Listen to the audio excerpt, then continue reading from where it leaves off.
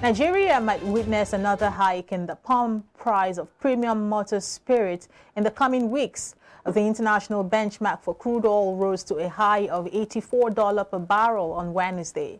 Crude oil, which is a major determinant for refined petroleum product prices, hovered between $75 and $78 per barrel for over a month, peaked in price after witnessing similar highs since last week. However, the Nigerian National Petroleum Company Limited maintained its stance on selling PMS at the market price. Although other oil marketers have commenced the importation of petrol into Nigeria, NNPCL is still the major importer of the commodity, being the supplier of last resort.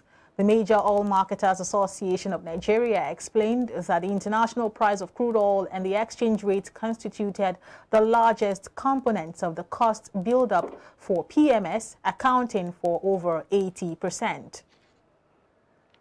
An independent Petroleum Marketers Association has said petrol subsidy removal will enable the federal government to save money. The National Operations Controller of the association, Mike Osatui, said this while speaking on the aftermath of fuel subsidy removal on a TV program recently. According to him, the excess revenue made as a result of the unified foreign exchange was now in the federal account.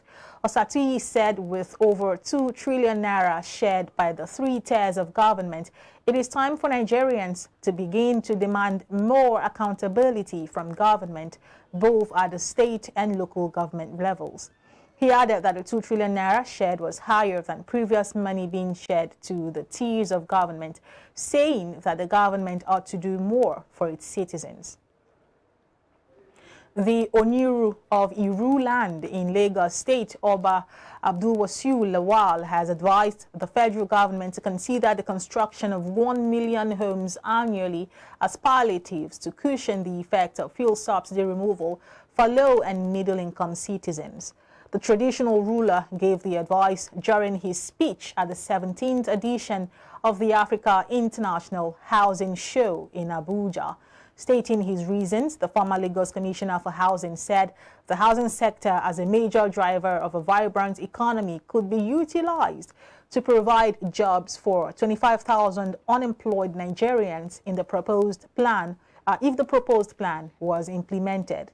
He said, though the interventions in the sector were like a drop in the ocean, when it comes to addressing the housing deficit, the new administration must tackle the issues militating against adequate and affordable housing, particularly for the teeming masses.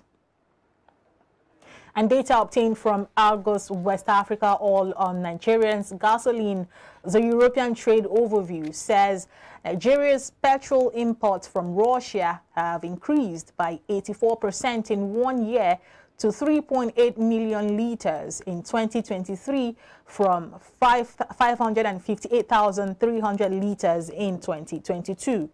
Russia has been exploring other markets after the European Union, the UK, and the United States placed embargoes on its oil because of the invasion of Ukraine. While EU countries and US and others have openly condemned Russia's invasion of Ukraine, African countries have refused to condemn Vladimir Putin's full-scale invasion of Ukraine.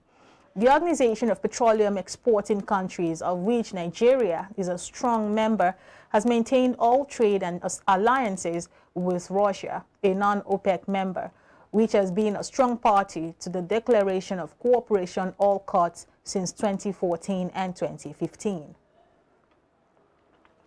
And the Nigerian National Petroleum Company Limited has said it discovered 162 illegal pipeline connections and illegal refineries in the Niger Delta, mostly in Bayelsa, in the past week.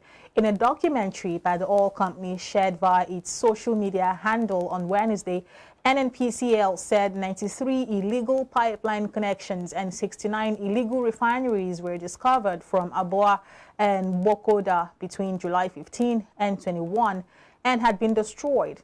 In the video, the company explained that large-scale crude oil theft was currently ongoing in the Niger Delta, adding that repairs were ongoing as well. According to NNPCL, this is part of its fight against crude oil theft in the country, adding that the illegalities were discovered using its maritime intelligence system. And the research analyst has provided further insights into the types of individuals and personalities that can be anticipated on the ministerial list. Nabila Mohammed, a research analyst, Chapel Hill Denham Limited, while speaking on iBrandTV's Business Breakfast on Thursday, said a very skilled individual of high standard that is extremely knowledgeable about their field in order to provide solutions to every problem around the country.